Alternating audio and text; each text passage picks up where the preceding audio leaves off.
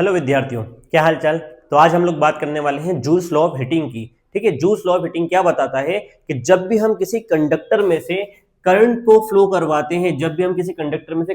करवाते हैं तो उस कंडक्टर में हीट जनरेट होती है। ठीक है, क्या जनरेट होती है?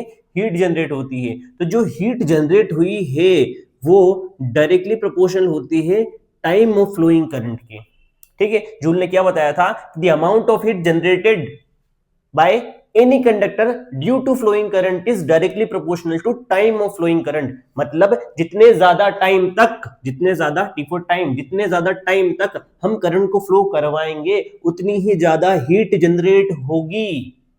ठीक है, मतलब जो हीट जनरेट होती है वो पोटेंशियल डिफरेंस या करंट पर डिपेंड नहीं करती। किस पर डिपेंड करती है? टाइम ऑफ फ्लोइंग करंट पर, कि कितने टाइम तक हमने करंट को फ्लो करवाया। ठीक है, H4 हीट। जब हम प्रोपोर्शनल का साइन हटाएंगे तो यहां पर जो कांस्टेंट है वो है पोटेंशियल डिफरेंस और करंट। मतलब पोटेंशियल डिफरेंस और करंट जो है वो इस प्रोसेस में, इस फिनोमेना में कांस्टेंट है। अमाउंट ऑफ हीट जो जनरेट हुई है वो पोटेंशियल डिफरेंस और करंट पर डिपेंड नहीं करती। किस पर डिपेंड करती है?